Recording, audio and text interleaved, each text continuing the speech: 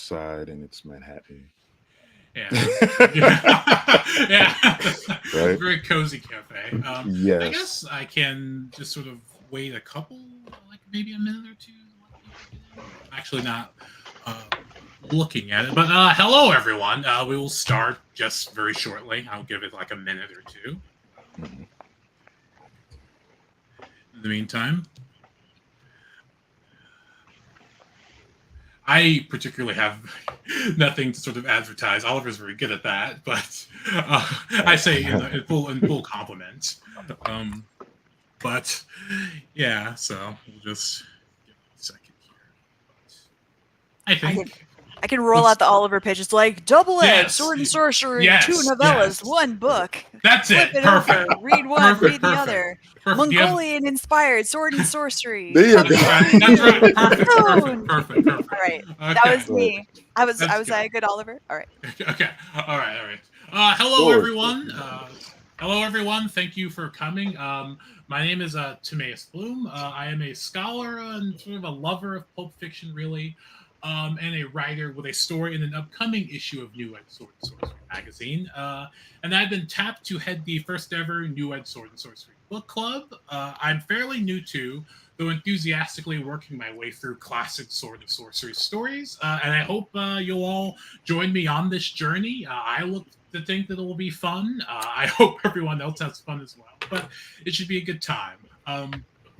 You may have listened to a New Ed Sword and Sorcery short story chat before, and the NESS Book Club is similar, except myself and a panel of guests discuss a classic sword and sorcery story, something noteworthy from the 20th century, and listeners are encouraged to read the story in advance of this live recording and others so that they can participate via the chat. My understanding is the questions or comments will pop up right there where we can see them, and we'll go from there. Um, as well as is the New Ed Sword and Sorcery way, we hope these discussions can help bring new blood and perspectives into the sacred genre of blood and thunder. And with that, as the adage goes, it is dangerous to travel by yourself to go out alone. So I have a panel of, brilliant and lovely people here fighting the good fight with me.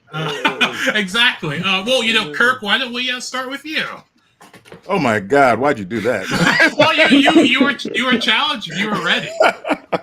Hey, my name is Kirk Johnson. I am an author and the man behind Foreign Field Press, LLC. I write Sword and Sorcery, Sword and Soul, and Cosmic Horror also. And I live in Brooklyn, and I love it in Brooklyn. They might throw me out soon, but I still love it here. My book, published in 2022, which is called The Albinox and Other Tales of Heroes and Horrors, is out for sale now on Amazon or BookBaby. We want horror, softcover and digital media, and that's about the size of it. And I'm excited to be here. Thank you. What about you, Jeremy? Hello, folks. I'm Jeremy Pack Nelson. I'm a writer and a poet. I write fantasy, science fiction, and sword and sorcery. And I'm joining y'all from Manchester, England. So That's right. a little bit in the future here, but I am awake. And these dark hours are the perfect time to be discussing sword and sorcery. I would agree. Mm-hmm. And what about you, Valerie? Hello, so I'm Valerie Valdes. I am a co-editor of Escape Pod magazine, your weekly science fiction podcast. I am an author as well of sci-fi, fantasy, and horror, and an occasional poet and Twitch streamer of video games, variety streamer. I might be the only one here who is not a poet and has no sort of poetic inclination, but I will try to keep up. But yeah, thank you guys for being here, and thanks to everyone at home as well. So tonight, the first story that we're actually discussing in one of these is Robert E. Howard's Tower of the Elephant, which was published in 1933 in Weird Tales, I believe, March of 1933. But I should also say, not only is this the first episode, it's a very special occasion because technically this first installment falls within the month of Cimmerian September, a yearly event in the month of September every year dedicated to celebrating Robert E. Howard's creation, Conan the Barbarian, be it the original stories, pastiches, comics, any sort of media celebrating, Conan the Barbarian. And with that, to sort of talk a little bit about what I wanted to do here, what we wanted to do, I find sword and sorcery is a very sort of fascinating field, but I find a lot of the times, like a bunch of like if really sort of any fandom, it's oftentimes a lot of people who are in love with it talking to each other about how much they love it and how awesome it is, and so they're sort of talking to themselves and they all love it. And so with this, we really wanted to sort of like reflect on why someone who might not care about Conan or who might not care about sword and sorcery might be interested in picking it up, trying out the genre. Various perspectives of different people who are sort of in love with this story and wishing to find other people who might enjoy it. And so I really wanted to sort of tackle that in this as well. But as there's a book club, I suppose I should summarize the story. And with the story that was, written in 1933, I don't think sort of like the spoiler, concept is something that we right. So I'll do my best. But sort of generally speaking, we start with Conan, a young Conan. We don't know exactly his age as far as the story is concerned, but we know that he is new to civilization, and it starts with him in a tavern of sorts, and what we find out to be the kingdom of Zamora, and there's a sort of a lively tavern, a bunch of different sort of peoples and sort of distinct are explained, and he hears the rumor about somewhere in this sort of tower, sort of outlooking, the city, that there is, a praised and sort of rare and valuable jewel, this heart of the elephant, that is somewhere within the tower. And, Conan, being sort of young and brash at this time, he asks, well, if there's such, a valuable jewel here, why has no one stolen it? Why has no one taken it? And, there's a dispute there. He said, they tell him, you young idiot who has no idea how this works. This is silly. How would you, listen, this is a threatening thing. There's an evil sorcerer who is here. Why would you expect you're foolish? Conan, with that, finds out about this and goes forward to explore this tower itself. And not to sort of get too sort of in the nitty-gritty, as I'm sure we'll discuss that. He journeys towards this tower, this sort of like terrible shining beacon of all sorts of dangers and sort of excitement. And within the tower, he finds something quite interesting, something he was not expecting. And within that, we have a great adventure put ahead of us. And so I do want to talk about the sort of pacing and all of that and these tropes that we find as we read. But just for starters, Jeremy, what was your just, I guess, general initial reaction to the story itself, how you felt about it? I'd like to know what you guys think about that. Yeah, well, I had read the story before, but rereading it, I was telling Albert, I shouldn't be surprised, but I was a little surprised at how enjoyable I found it. Because, when you reread something, you don't necessarily have the same expectations, but there's so much going on here that is just a masterful use of narrative that I'm sure we'll be delving into. The way he sets things up without you even noticing it, the way he has these escalating actions, just like how Cirque du Soleil does. He pulls off a trick and then he just one-ups himself over and over again.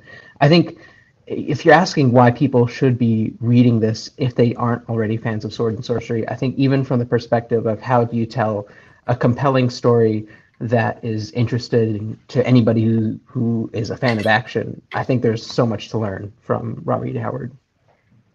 Yeah, and Valerie, what did you think? Yeah, I mean, it's a pretty solid classical sort of 3-act structure. You've got chapter 1, chapter 2, chapter 3. It's literally split up for you very, very easily, very clear lines of demarcation there. And it aligns pretty well. I mean, it starts out in a way that for those of us who are not fully enmeshed in Sword and Sorcery and haven't kind of been raised reading it, haven't made our way through the full canon available to us, a lot of us probably will well, align it to D&D almost. You're Yeah. starting out getting a quest in a tavern. Absolutely. Right? What's more tropey than that, you know? Exactly. And so at the time, of course, this was not a trope yet. And so it's fun to experience kind of one of the genesises, I'm sure that's a real plural, of that kind of getting a quest in a tavern thing that to us these days is now a trope. And then it slides very quickly into a very kind of, again, classic now to us heist narrative. We're going to break into the place. We are going to steal the MacGuffin, and then we are going to get out alive. And yet, it of course is not as simple as that. And then the third act is basically, here is a new revelation of information. How does that recontextualize the experience? How does that change the quest? And then, of course, what comes of it at the end? Yeah, and I think it's sort of I think you both are right in that it's really masterfully done. You can just sort of like see it sort of like write itself in a way. Again, Kirk, what did you think? Oh, you're muted. Yes, I agree with Valerie. In terms of it, a perfect 3-act structure kind of setup, and I when I'm reading, usually I kind of play it out as a short film in my head, and the anticipation of the heist, the them creeping through the garden and getting into bad guy 1, bad guy 2, also very much like D&D or even a Right. video game. Right, and just not knowing, because I've also put myself in the head of like, okay, I haven't read it in a while, and let me go in the headspace of this is fresh and new, and I don't know what's going to happen, even though I have like 3 editions of it. Yeah. I even got the comic book from Oh, that's awesome. from Dark Horse, so I even have like the visual visualizations of it. And just going in like, let me go in fresh with my head that's put in the headspace, and just how wonderfully creepy and atmospheric that a lot of these encounters have, and the realization at the end of you very much not high fantasy, because you don't get what he was what Conan was going for something, and he doesn't get it. Right. Yet he did this thing that was so altruistic and very much like you saved someone from another world. Yeah, For lack of a better and term. And that humanity part, that empathy that comes in, it was really beautifully done, and that's what really touched me. That and the world building, like the expansion of the world. There are parts where at first I was like, do we really need all that? And then I stopped myself. I was like, you know what? Yeah, because it adds flavor. It adds a little bit of zhuzh to what this world is and the person telling the story. And I appreciated it more from that. You know what I mean? Yeah, and it's really funny because like I think of writers of pulp, and it really is because I think particularly this story sort of like is a hallmark to how Howard really is a really great pulp writer, because with the amount of space or the little amount of space he's given, all of these sort of things happen. He moves at like a breakneck speed if he wants to. But at the same time, with this space, you get a bit of that world building. But you also, I think my 2 sort of favorite parts of it is that you meet 2 particular characters. Torres, the sort of Prince of Thieves, who is famous himself, who is not around for a very long time in the story, but he's a very sort of interesting character who is really compelling. And I was thinking, I think a lot of stories could have been written about just this guy and the things that he's done in his history, and then the really cool sort of otherworldly sort of nature at the end. It comes out, it's handled very well, and just not a, I guess maybe sort of small like novelette length.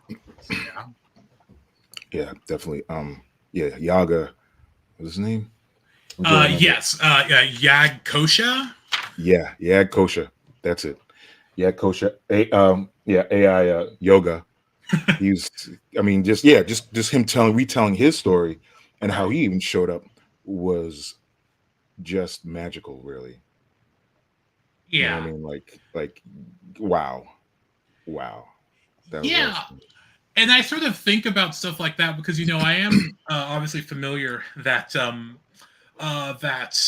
for better or worse, Robert E. Howard was sort of like friends and sort of in correspondence with H.P. Lovecraft, and sort of like familiar with his own mythos. But when you're sort of dealing with that entity, and we'll sort of get into this a bit later, he has a sort of character that could sort of be defined. He even describes it that he looks like the character is like a creature of madness and sort of like cosmic sort of mystery. But it's a very and you speak about Conan too, it's a very sort of empathetic character. You meet the character initially, and you're very sort of concerned and sort of, I don't know, pity is the right word, but I know Conan does pity him. You see this being, and yeah, you feel for it in a way that I don't, Lovecraft intended to do or wanted to do, dealing with the things that he was sort of facing forth, and putting out there. So this is and also with that, just sort of briefly, because at the end he comes across this sort of like other world, sort of from this otherworldly being from outer space, a creature that, unlike one that is here to sort of like torment mankind, a creature that is how it is because this creature itself was tormented by mankind, and I think that's sort of a really fascinating way to sort of do it. But what were some of those like sort of famous tropes of yours? Because we all sort of like mentioned how it sort of really much plays like a D&D campaign. Are there any things like that you sort of take with you and affect your own work? Well, I think what you were saying about how he takes this monstrous figure and asks us to empathize with it is already this inversion has become a bit of a trope now, but I think there's something so, not only generous about it, but Howard is relentlessly inverting his expectations that he set early in the story, because in the tavern we were told like everybody knows what the secret of the Tower of the Elephant is. Like, it's obviously this gem. Like, that's clearly what it is. Of course, that's not what it is, right? And we are given these this setup of anticipation, like Kirk said. The first time Conan exacts violence, we don't see it. It's darkness, and he's just building anticipation. And then the first person is slain, a human, and then we get a lion. So we're kind of going up the hierarchy of the weird, and then we get this monster spider. But Conan doesn't kill any of these with his sword on screen. Like, he fells the lion with a blow that we realize in retrospect. The only person we see him kill with his sword on screen is Yoga. Right. The act of mercy that he's granting. And that's like a fundamental inversion of what you expect this barbarian to be, right? And I guess that's one of the tropes. Like, this character is blessed by his naivete, and that's such an interesting character trait to play with even now. Yeah, we get the sense over and over in the story that he's almost more lucky than anything else. Like, Taurus went first, but if Conan had gone first, he would be the one who had died.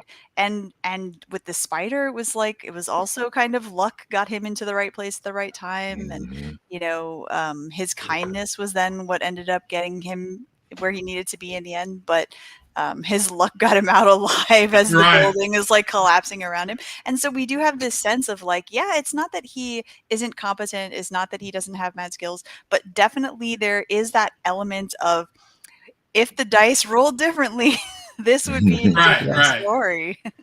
Yeah. And to add to that, it's luck, and also it's almost like a virtue, because he's trusting of Taurus, right? He thinks like, maybe I'm being lied to and I'm being set up, but I'm just going to trust this guy, and it pays off. He's like, I don't know if I'm going to listen to what this frightening elephant alien is telling me, but I'm just going to go with it. And yet, like, his almost a kind of goodness is what lets him survive. Right. Yeah, and I wonder if that's sort of like integral to sort of like a Conan story, at least particularly in this age, because in this period, because the story really puts a lot of emphasis on the fact that Conan is not uncivilized, or Conan is not civilized, so to speak, and the fact that he does things differently or doesn't even consider doing things because he sort of lacks this idea of civilization. There's sort of the famous line about I can remember this courteous line is a very sort of famed line when he's in the in the tavern, and the idea that these sort of people in the tavern are laughing at him, but he has no idea why they would laugh at him because he hasn't been sort of in society enough to understand why something would be so funny. Right. And this is a society that is set up to be very much like the decadent, evil, bad thing. Absolutely, and absolutely. So this is again a trope that we now are familiar with: the idea of society equals bad. Actually, yep. Yeah. In the same way that we later will get eras of technology equals bad, actually, and nature equals good. And so this is one where society, civilization equals bad, and the essentially like noble savage equals good. And it's something that is again now familiar to us because we have seen it over and over, especially in Conan stories. But it's something that at the time it came out of maybe like Burroughs and stuff like that. Your Tarzan would have been your precursor to this, and this manifests in this very specific way in this story, in which we see his sort of inherent nobility. Yeah, Robert wrote it here. Agree on the naive aspect. Conan was completely unprepared for the weird dangers in the tower, but he's young and he's more cynical in later tales. Yeah, and I think something like that is probably why, obviously everyone wants to be the first to do something second. So, you can read that, once the sort of, significance of Conan came about, there are a lot of different people who are trying to write their own sort of like berserker, sort of noble savage stories. And and that is something I wonder about, like in a modern context, sort of the idea that there is sort of honor and sort of respect and sort of power in the fact that Conan is sort of like uninitiated, to the ways of society and how it's sort of reflective, like it says when he meets Gag Kosa, which is funny what you mentioned, Val, about sort of luck and all that stuff too, and you too, Jeremy, is that he mentions that he's like a civilized person would see this being in front of them and run away in fright because they don't know, what the heck are they looking at? A standard person would run away terrified. And then Conan was like, the only thing I can trust is my senses. And so, I see this being, and why would I run away from it?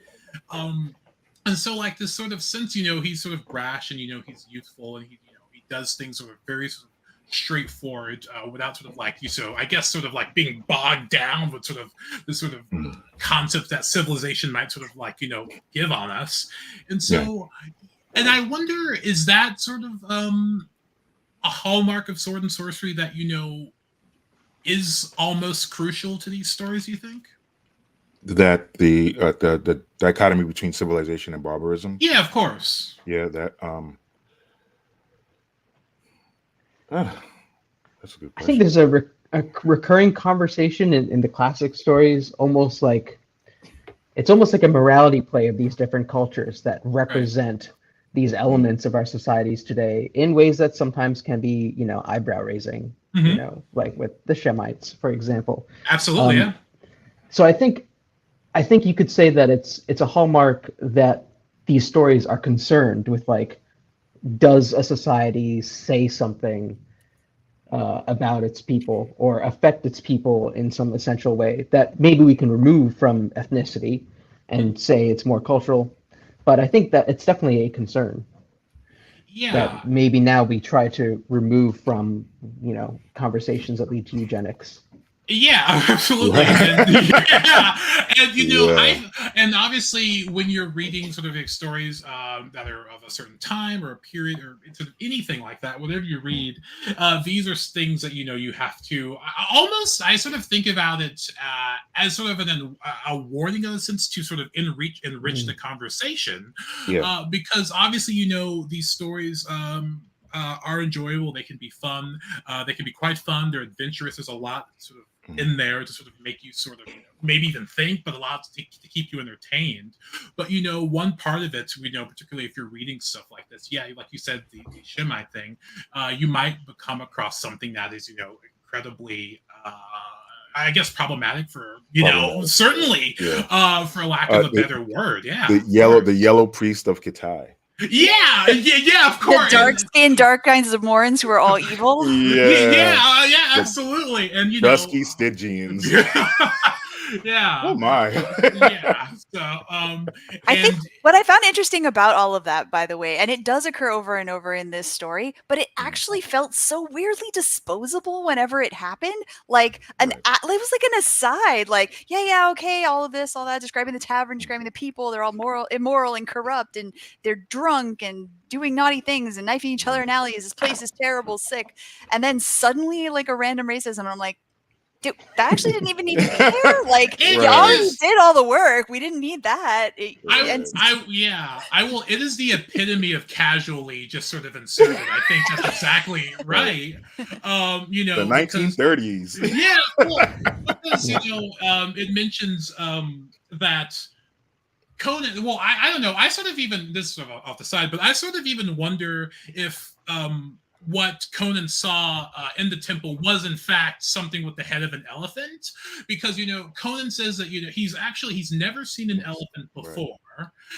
It's described as something sort of cosmic madness. He's never seen an elephant before, but a Shemite once told him that there are these creatures with tails in the front as well in the back. But of course, as he mentions, Shemites are known to be liars. So that's what? Yeah. All of them? Okay. Yeah. And there it was comment. I'm sorry. Like, if you could bring that back, Dolinicus asked a question, actually. I don't know if we could. Yeah. So he asks, Dolinicus asks, this was published in 33, and Lord of the Rings wasn't until 54. Many people say Tolkien was like the grandfather fantasy and the main precursor to D&D, etc. Would y'all think that Conan should hold that title? So how do you guys feel about that? Who would hold it? Lord Dunsany probably should hold that title. Yeah. Right. Dunsany, I think is pronounced. But right. Yeah, he should probably hold the title with just the fantastic worlds he's written and created. Because some people say, it's all coming from mythology and Irish mythology, and that's his influence. But he created these fantastic worlds that everyone has built upon over and over and over again. Not and I guess the real difference for me would be all right, what's fantasy and what's mythology? It's fantasy is shit you don't actually believe exists and you created off the speak for yourself, Kirk. Speak for yourself, right? I'm sorry, and nobody believes in Zeus anymore. But all that Greek tales and Norse tales, once upon a time, that was religion. Lord Dunsany is mythology. It's fantasy. So I think to answer your question, Dunsany should probably hold that title when people realize, because no one's made any movies or animations on Dunsany's work yet. Right. That's why, I think that's why Tolkien has gotten that title. D&D, I mean, it's kind of an interesting syncretic mix of all these. Like we have this whole evolutionary tree of fantasy, and some of that gets distilled in appendix, and we can see it works. I think you get a lot of almost like the morality of Tolkien married to some of these older tropes, and then that gives us some of the structure that we associate with D&D today. But yeah, I agree with Kirk. What Kirk said, like the source material out there is so much richer than what we have filtered down thanks to the popularity of D&D and associated properties like the Forgotten Realms books, which are one of the big ways I got into fantasy when I was younger. Absolutely the same. Yeah. And because I would think, even before I knew, what sword and sorcery was, I was familiar with sort of D&D and Dritz and the Underdark and all of that stuff.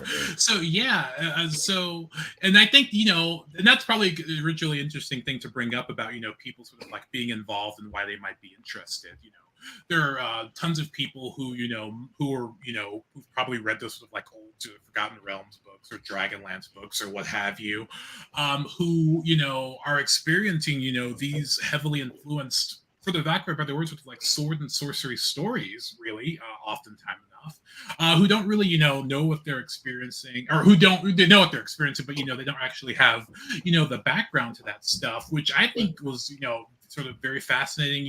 As we mentioned, I'm sure there must be, a Tower of the Elephant, session or something that could be run. There's something that was inspired, because it pretty much almost exactly runs like what would be, a standard almost D&D you campaign. can run Of course, that. You can run that, absolutely. I mean, again, as we've already laid out, it's like, here's your first encounter, here's your trap encounter, here's like you can almost map out the various roles you're going to have people make along the way as they progress through this building, essentially, and the outside of the building to the inside of the building until finding the revelation, and then and you would have your players deciding, what are you going to do with the elephant?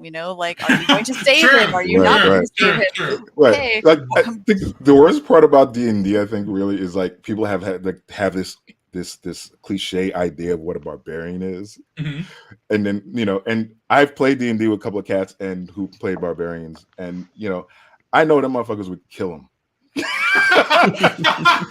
I mean? They'd see this sad and tortured otherworldly being in manacles. And the dungeon master would be like, so what do you want to do? And everybody would be like, we should probably talk to it, see how it's doing. And the barbarian would be like, just kill it. Exactly. Right? Yeah. As opposed to the original, the guy who started the idea of the barbarian went up and helped him. Yeah. And literally aided him in gaining his revenge, his get back. That, and I find that's just really the funniest part of. I think that's a product of our times. Yeah, is that we now are conditioned to expect that a situation like that is actually probably fake, right? Like, this is a feint, this is a lie, this fellow is trying to trick us. We're going to release him, and then turns out he was in prison here because he was evil all along. I think that's fair. Like, again, it goes back to tropes, right? And what we've come to expect and what we're familiar with. And so it almost is kind of a 50-50 split this one. The fact that there wasn't a twist there, the fact that he genuinely was trapped, Conan genuinely needed to help him and did so, and it turned out for the best for everyone involved, except for Conan, who I guess didn't get anything out of it except a story to tell. But But that said, he got out alive. Yeah, and like it's really interesting. Like, I think Kirk had mentioned, he like you both mentioned, he comes in and he leaves with nothing. He just has this broadsword, the sandals, and the loincloth that he walked in. Will anyone believe him? Will anyone Who would ever believe him? That is that brings up a good point of something that I guess we should talk about as an element of sword and sorcery, which is what does it mean to be the protagonist of the story, and how, like, it's not about getting all the glory and getting the magic sword and winning all your battles, right? It's just like surviving and making it through this really weird world that you happen to be landing in. Right. Yeah, and that's a really good point, because and I don't want to sort of get us too in the weeds because we'd be forever, because people mention how does something like sword and sorcery differ from something sort of like high fantasy, so that's or even grimdark, or even grimdark, and so and I really, and that's a good point to mention that and I find that really exciting. I've always found that really interesting, these sort of, and why I think it sort of works really well in like the short, sort of like the novella form, these particular sort of like, oftentimes, we see that this is a situation where the world is brutal and life is brutal, but these sort of like snapshots or sort of vignettes of what it means to sort of get by, in this case, Conan is a thief, and he sort of gives himself a job to sort of do this one particular incident. He's not, he has no intentions of saving the world or anything like that. He's just sort of trying to sort of get by, and he has an adventure ahead of him. Anthony here says Conan's luck seems tied to concept of karma and destiny. A good soul doing good deeds is fated to succeed. In that sense, is it a tale of morality? That's a good question. I think initially he went into steal, so I'm not gonna. I mean, he was stealing from a bad guy, as far as we know. So does it count, right? Like when you're stealing from a bad guy. You know what? Fair point. Living in the 21st century. If we sat here devising a heist to steal from the Trump Tower. Of course. Yeah, it's like, is this leverage actually? I'm just saying. I mean, you know, I mean, we always get we was reading it and they talk about the mall in Zamora. I thought of it as a city-state that's in disrepair. Mm-hmm. That people are, you know, at night, people don't come out at night, which is 1970s, 1980s New York City. Right, you don't want to come out at night. You're kind of scared. So the environment is already there. That's not very conducive to a healthy lifestyle. And then you have this gleaming silver tower with gems sparkling at night, and you know it's you know such ridiculous opulence. Yeah, it's moral to rob from them. Yeah, and I think that's a morality too. And who is that guy helping, right? Redistribute the wealth. I'm just saying. And on top of that, he kills like a slaver. Yeah, right? I think that's absolutely a good point. Right, a sex slaver. For all intents and purposes, the dude is a sex slaver. Kill that cat. Which you know, going back to that, one of these sort of standard. One of the things that I've oftentimes come across and sort of, you know, exploring sword and sorcery myself, that you guys can sort of talk about and briefly mention, is that, you know, this idea that at least magic is oftentimes malignant, it is oftentimes evil, it is oftentimes and these are sort of used as something for self-gain, or, you know, oftentimes sort of seen as sort of like sort of black shrouded priests and that sort of thing. And yeah, there is no sort of crossing ideas or paths on what, you know, the sorcerer wizard Yara has done, what he is doing. You know, it mentions that, you know, he's under sort of like the threat, or he's sort of, the king is sort of threatened by him. He knows, sort of like lords over everyone. And so, yeah, it's really interesting to see those tropes in play. And with that, I wanted to sort of like talk about something else I think we've sort of briefly mentioned that is sort of integral.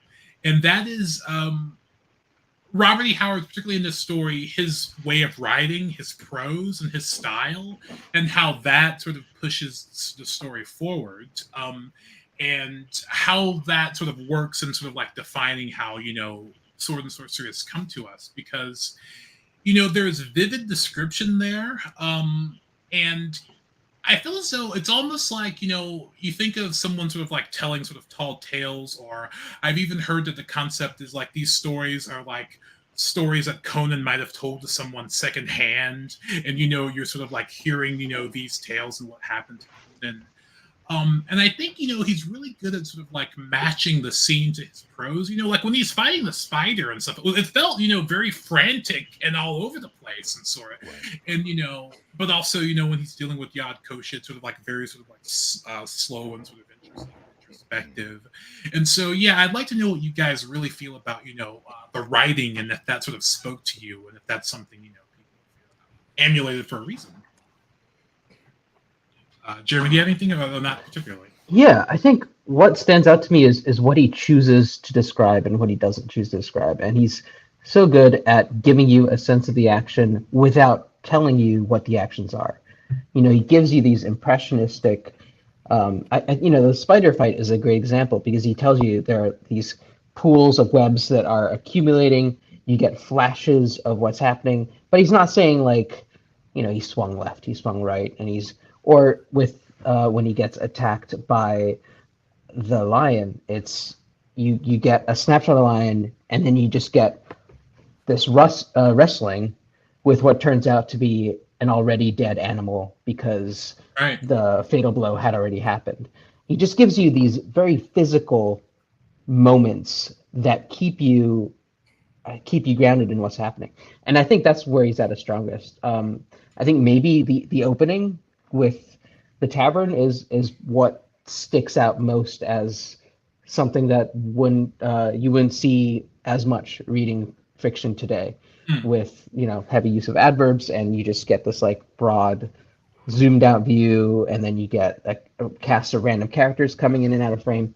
But I think when he's doing action, it's definitely worth learning from, and top notch. Yeah. Val, do you have any sort of comment on just the sort of prose itself? I know you're looking at sort of how people sort of write and stuff like that all the time, so I wonder if it's something. Yeah, no, there's a lot of very visceral descriptions in here that I think are kind of a hallmark of the genre and of pulp Mhm. fiction in general as a rule. Yeah. And I agree definitely about like the adjective abrahebri. There's a lot of modifiers in here. There's a lot of specificity in much of this that I think is really good and useful. And at the same time, the details feel as if they're kind of clearly tailored to evoke a sense of the situation and also like the feel. It's very atmospheric. It's Absolutely. very evocative. And it's often very, I guess, earthy would probably be a good term for it. Yeah.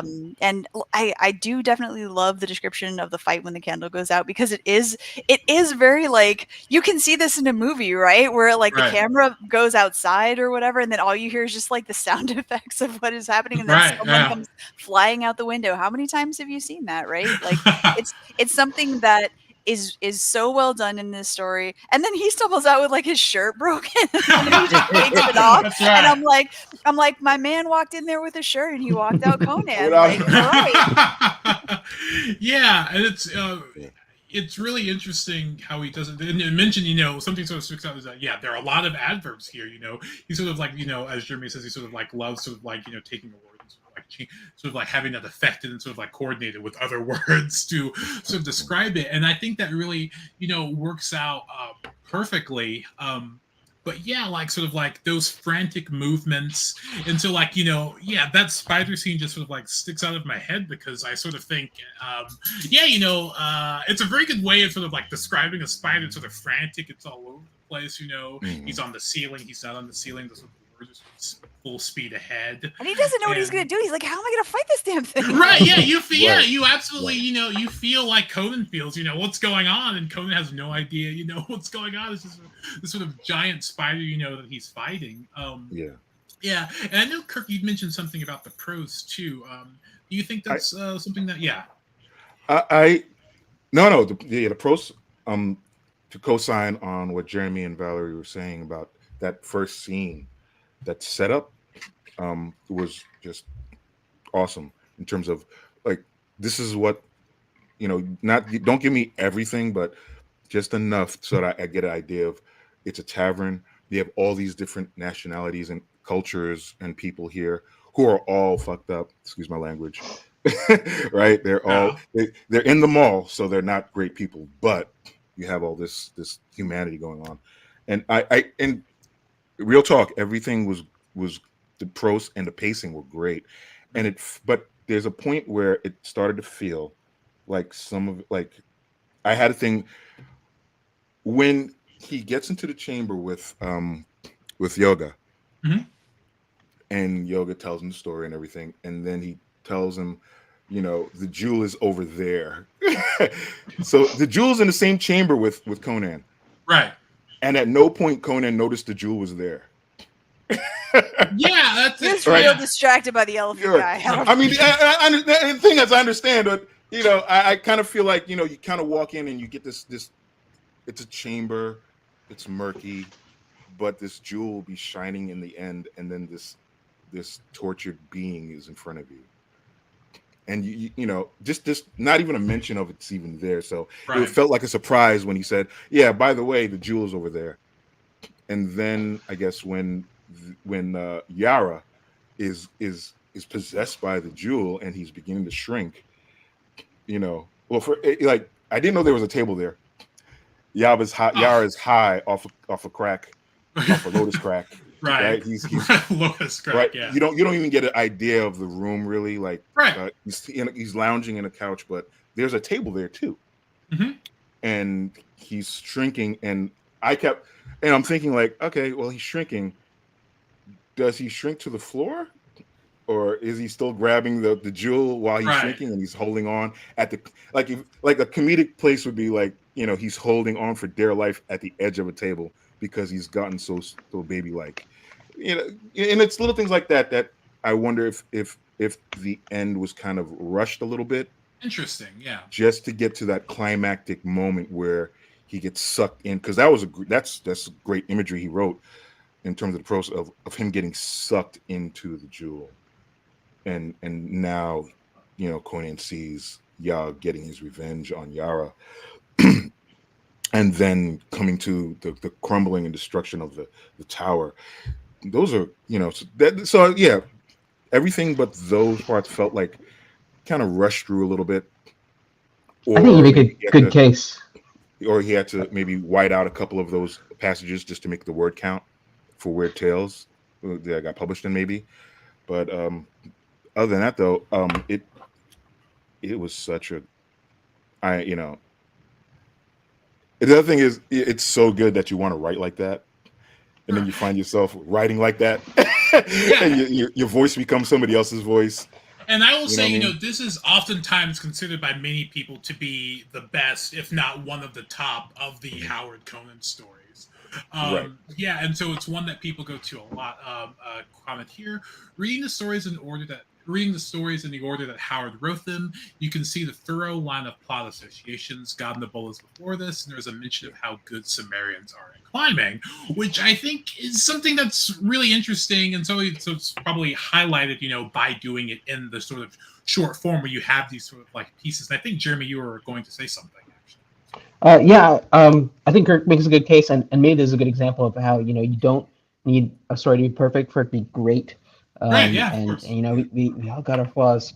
You know, as far as prose goes, I'd love to hear about how folks feel about that torrent of lore that Yoga gives us. You know, like, I would be terrified writing that. You know, like, and sending that off to an editor, like, are you going to keep all of this? It goes on and on. Like, how does that work? The allergy to exposition in contemporary writing is very strong. It's like how peanut allergies have just gotten out of control. And I say that as a parent of children with peanut allergies. Like, it is a mess. No, like, this is not a recrimination. This is not me saying, oh, if you have a peanut allergy, you need to toughen up. No, like, it's just confirming. No, that's not where I'm going with that. But it is interesting, right? That notion of like, once upon a time you could read stories that just had lengthy exposition like this, no sweat, no problem, and now not so much. Yeah, and it's really interesting because, like, Rob Howard does seem to sort of have like this, even in the story itself, this really sort of like anthropological perspective about like how he details, you know, civilization, but also sort of the world that he's created and envisions. You know, you hear about, you know, sort of like the fall of like the Atlanteans, for example, and sort of like as directed through you exposition wise through, you know, this cosmic being sort of like telling you everything that he's witnessed, you know, from coming from another planet where, you know, they once had wings. You know, he saw men rise and fall, and, you know, they were worshipped by, I think, you know, Kirk mentioned, you know, the yellow priests and all of that, and sort of like, you know, apes, and I would feel a bit sort of, but, you know, I've always been like, maybe I like exposition too much sometimes, but no, exposition, listen, I am not personally. I think that exposition can be done very well. I think there's a lot of really great techniques for doing exposition well. I'm not going to necessarily go to bat for this particular usage of exposition as being like a stellar example of it, but at the same time, what was he going to do? This isn't the West Wing. He's not going to do a walk and talk. What kind of Pope in the pool would you add to this scene that would be useful as opposed to just padding? Like, sometimes you just have to say the thing and get it done and then move on. Like, Charles says, of the hundreds of people writing for pulps in the 30s and 40s, we're still reading Robert E. Howard because he wrote well. So much pulp is dated, but Howard's work seems remarkably modern. Which, you know, is something that sort of stands close to me about, you know, why I thought this book club was a very interesting thing to do, because, you know, obviously people say classics are classics for a reason, but, you know, I think particularly when it comes to sort of new edge, this sort of like blending of sort of like sort of classic sort of ideas and sort of like classic concepts that make them classic, but also, you know, within sort of a modern context, almost, you know, as if you're sort of like looking to the future to where, you know, sword and sorcery itself from like the beginning was something that theoretically could have sort of like been open and sort of like free of sort of like the confines, that make it something to where there hasn't been, the kind of representation that we might see today. Right. And so, that's important. I think to me, sort of like when you're sort of looking at this stuff and, going back to why someone who isn't a fan of sword and sorcery, who might not have any idea what Conan is, why might they read it? And, I think for the easiest thing to say is it's a really good story, Mhm. And like Jeremy said, something can be great, but still have flaws, right? Right. Yeah. And so I find that sort of, very interesting. And we've talked about something that we should get to about just sort of why, Conan still stands, the test of time and stuff, is that there is that that empathy and compassion, that he shows. And, you mentioned, if you're playing in your D&D campaign, they might kill. But yeah, that is something I think that sort of, stands the test of time. And, when it comes to sort of like, world building, and there is a sort of idea of like a potential light and sort of like the darkness of like an unfair, unjust society. That I mean, if you're gonna if we're gonna sell this to the new generation of readers, that's a good place to start, I guess. The unfairness of life, and still having the courage and temerity to keep going, and to keep striving. In terms of your morality being as gray as you can be, Yeah, of course, but still, but still, like, you have your people on high, and you got the people down low. And I think part of the thing about sword and sorcery is, and I spoke to Oliver about this, is that your protagonists mostly are people in the lower rungs of society, those on the edges of society, those who are not considered the normals.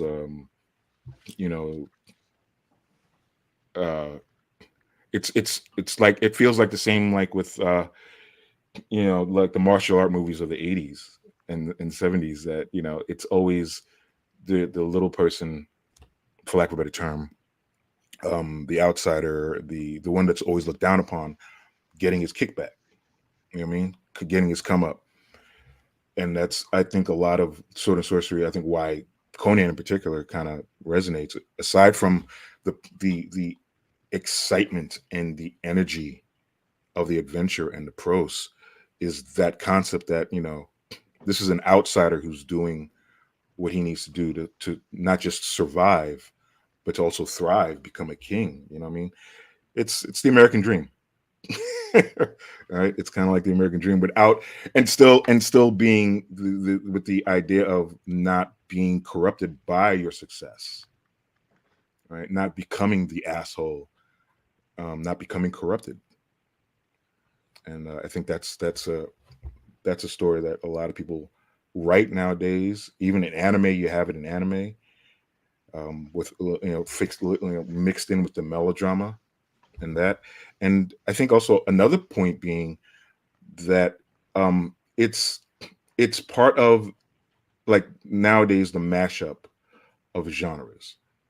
Like Mandalorian being such a big deal is, aside from it being really exciting TV show to watch, it's a sci-fi western, right? Conan, this particular story, Tower of the Elephant, is a fantasy heist. Yeah. Right. God in the Bowl is a mystery. Yeah. Of course. It's a noir, right? It's a noir. So, and these are things that as D&D players, you play with all the time. It's just now allowing and letting readers know that this is the same thing that you're already into. This is just something that's older. I think it's neat that you bring up noir as a counter, or not counter example, but an additional example, because of the fact that Guillermo del Toro has talked about how noir is like the dark side of the American dream as well. And that's another example of basically, here is how everything can go wrong. Here is how the myth of the meritocracy can go wrong. Here is how capitalism goes wrong. You know, the money becomes sort of this idol that everyone is pursuing, but it's a false idol. It doesn't get you anywhere. And in the end, most of the time, nobody wins. And that is something that, you know, can go farther, and then you hit grimdark, right? If you keep going to the nobody wins all the way, everyone suffers, it becomes grimdark. Sword and sorcery, it almost is more like it sort of reminded me a little bit of Burn After Reading in the end, where it's like they have okay, go with me on this. We're with you. We're with you. Like I think this had a stronger central morality from jump. Again, you know, like the quality of mercy is not strained. Like there is that sort of underlying element of that. But at the end, it was very much kind of like, well, what did we learn from this? Nothing. All right. What did we get out of this? Nothing.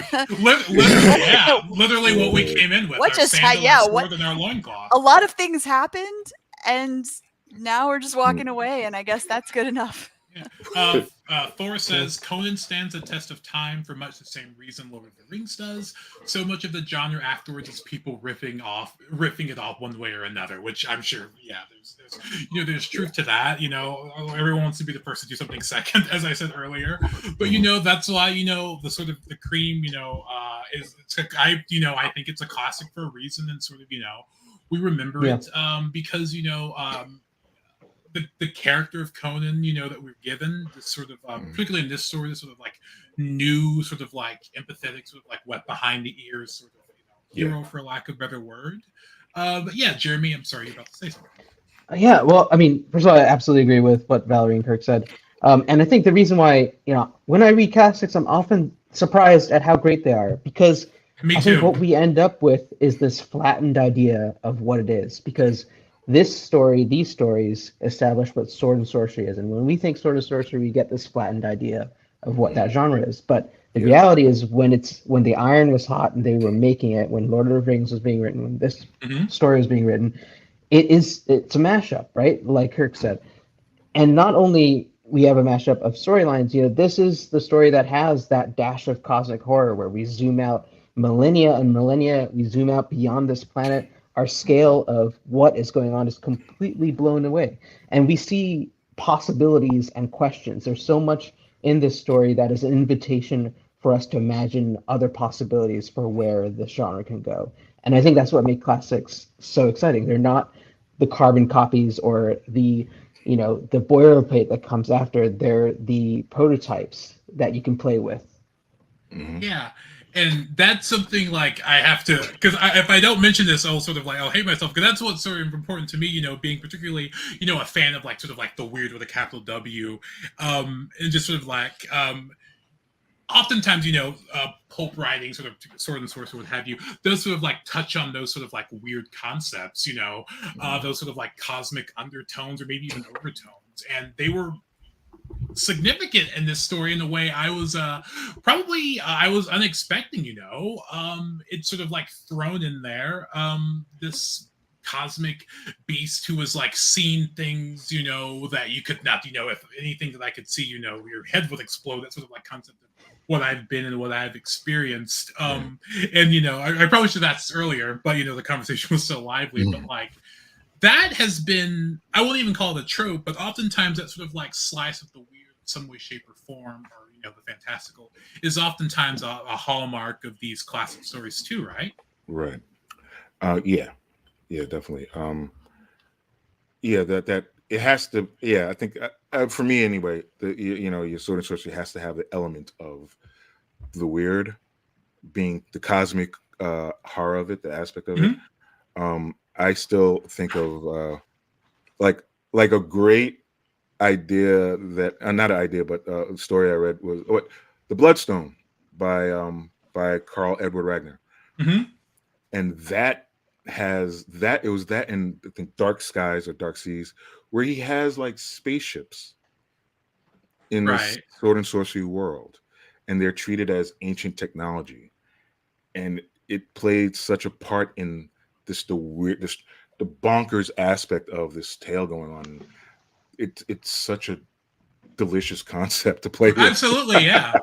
Yeah. Right? It's like, oh, how do you deal with this? And your pre-firearm, you don't even know what a laser is. Right. You don't even know what a phone is. But and you have your hero have to deal with these things, and that I think it has to have a for Sword and Sorcery to be like balls to the wall. You really got to have some of that strangeness to it, whether it be magic or science. It has to be in there, some way, shape, or form. And yeah, I think I just to what you had said earlier about just pertaining to, like, just to go back to what you were saying before about pertaining to new readers. I think aside, the revitalization, I guess, of Sword and Sorcery, Mhm. right? I think part of it is also how it's packaged. These stories are written. Conan is a classic, because also just the prose and the stories are great, and they're alive with blood and fury and adventure. But it's also, I think, the packaging. It was written so long ago in the 30s. I saw the covers from the 30s and the 40s, Yeah, absolutely. right? And it doesn't say, and it didn't do as much as Frank Frazetta doing the covers in the 70s and 60s. Certainly, yeah, of course, certainly not. Right? Yeah, right. So let's say you have Conan now with like an anime cover going on now, right? That would do something. And it would have helped if they had like a better movie than the 2019 Conan Cimmerian. Yes. Right? Like using the actual stories of the writer and not having to make one up just because you couldn't get the license or something. You use one of the actual stories just to show how diverse and how crazy these stories were and are, and still engaging to you. So that's my point. R.I.P. Thulsa Doom. Yes. R.I.P. Yeah. And then, and Val, I think you were going to say something. I sort of just going with the conversation. It's all good. I forgot. I'm sorry, Valerie. I'm sorry. I'm calling you Val. I didn't even ask permission. But You have permission to call me Val. It's all good. Thank you. It's too late. But yeah.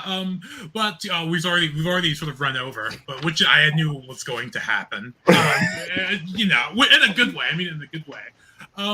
But yeah, thanks very much for you guys being here. I was really excited to do this, like I said, because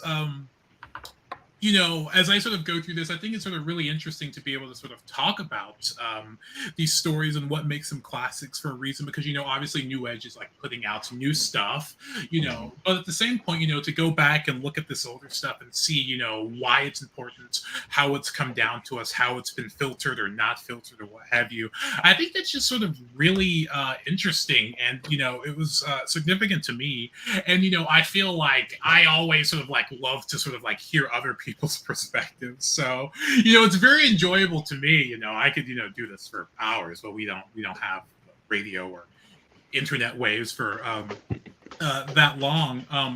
But if you guys, before I sort of like wrap it up, would like to say, where people can find you. Oh. Yeah. You want us to talk?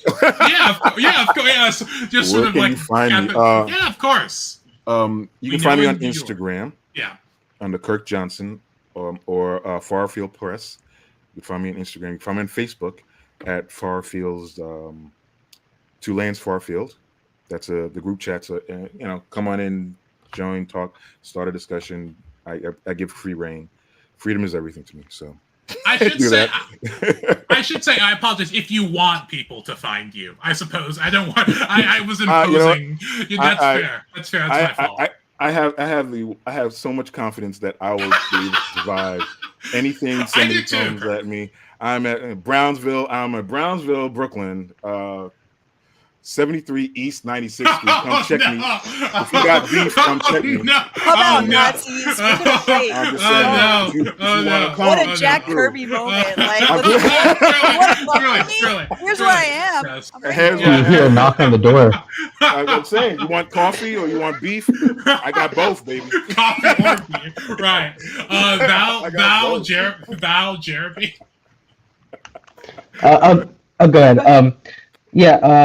I'm lurking on the Discords at JPAC Nelson. I'm on New Edge Discord. I'm on Whetstone. Website jpacnelson.com. Instagram jpacnelson. Neither of which I'll try to keep my apology brief. Neither of which is particularly well updated, but that's going to be fixed soon. Promise. Yeah, you can find me at valerievaldez.com, and I'm on Blue Sky mostly of all places, or you can catch me every night on Twitch. My channel is The Kids Are Asleep, which is when we play our games. Perfect. William says, great conversations, chat, and live stream. Thanks all. I take no credit for it. The people here surrounding me, the people running the stream, they were perfect. It was great. But I will say, Timeaus, this is your first time, right, Timeaus? First time doing the panel? Yeah. Yes. Well done, sir. Well done. Oh, no. Yeah, thank you, Jeremy. You weren't clapping where I could see you. I needed you to join in. I salute you. Well, thank you. Thank you. I'm honored. So thank guys for being here, and also thank the people in the chat. And you can follow, New Edge Sword and Sorcery on Facebook, Instagram, Blue Sky, and I think the idea is that for now on Twitter, from what I've been told. If you want to know when the next book club is and what story we'll be covering, and as of right now, I think things have been said, but I won't say anything because that is mysterious and it keeps. Speaking of wretched hives of scum and villainy. right. I have not yet prepared. I didn't do my homework correctly. I don't have an awesome outro. I don't have sort of like keep your blade sharp, sort of like your magic refined. I don't have anything like that yet. We will work on it as we go. It's a learning. So thanks guys for being here, and we'll catch you next time.